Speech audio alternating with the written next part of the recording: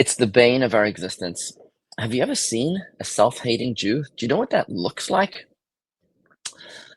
I'm sorry to share with you this video of a self-hating Jew interviewing South Carolina Congresswoman Nancy Mace. Take a look at this. Hello, Congresswoman. What do you have to say today about the starvation of children in Gaza? You're a self-hating Jew, right? Is that what you are? I was you asking, hate Jews? I am a Jew, so I'm certainly you hate not. Jews, you love Hamas. Well, I asked you what you think about the starvation. You guys are of domestic children. terrorists. You support domestic terrorism. Right, that's also silly, but on a more serious note, do you have concern about the starvation in Gaza? I know you love Jews. We all love Jews.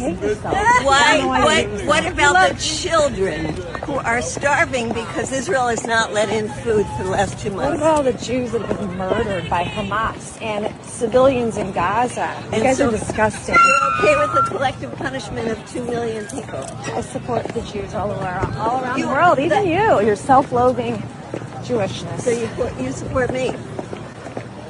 Your freedom of speech, yes, I do. Okay, good. Well, do you support children? Do you think children should be starved and kept away from medicines? You're really fast on your feet. I'm surprised at how fast you're going. Do you got sneakers on?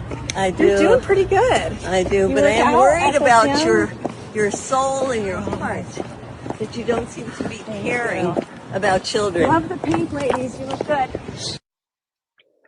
So what is this phenomenon of self-loathing Jews? Why do they hate themselves like this? I think the reason perhaps is that they're under the very, very sad misconception that Jews are hated because of their policies. In other words, they feel that if anti-Semites will see Jews supporting Hamas, then they'll love the Jews. That doesn't make any sense, right?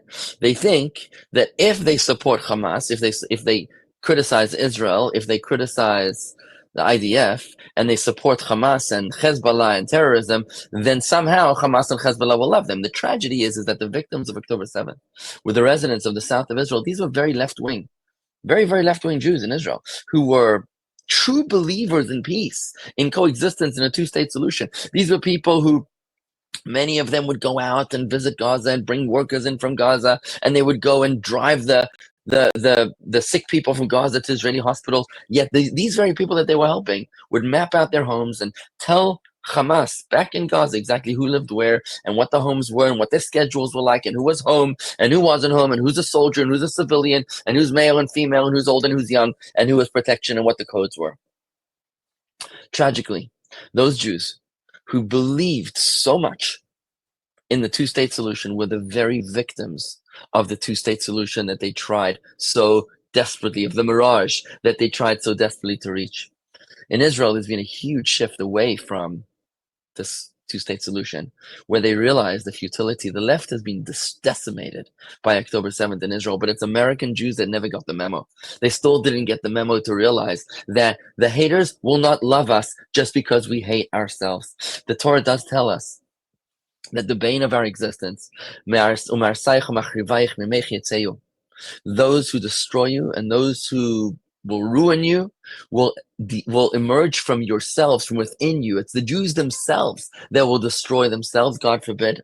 And how do we turn this around? I believe that the way to turn this around is through one word, through values. You see, when Jews have no values, we're desperate, we're deep people, we're highly opinionated, we're very smart, we're looking for values. So we don't understand why people hate us, and that's what we think. It's got to be a reason. So if we behave a certain way, then they'll love us.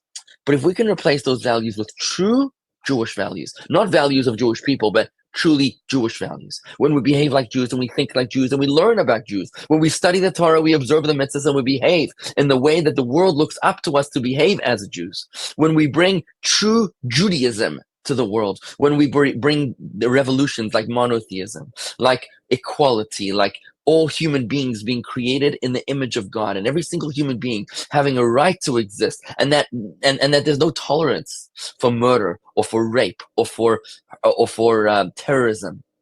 When we bring these values to the table, When we fill ourselves up with light, then there's no room for darkness. And if we can only do this in our own homes, with our own children and in our own immediate environments, then I believe that the ripple effect will spread. It's like the butterfly effect. That a little butterfly in New Jersey flapping its wings can cause a tsunami in China, or perhaps the other way around. That when we introduce values into our own consciousness, into the most precious piece of real estate in this world, which is our own minds and hearts, it's then that those values will seep through osmosis to our friends, to our family. When they see us respecting ourselves, then they too will respect themselves. And as abaltai ve'est, veren al hungrik, the saying goes in Yiddish, when somebody eats with gusto, other people become hungry as well. When you see a Jew who's celebrating his Jewish identity with so much love and enthusiasm, then that causes others to want to do the same thing. Values are not taught, they're caught. When we live with our values, then there'll be no need to search for pathetic, useless, and counterproductive values, toxic values that only serve to make us look so pathetic in the eyes of the Gentiles. And strength to her, to South Carolina Congresswoman Nancy Mace, for calling a spade a spade. Thank God for these great United States of America.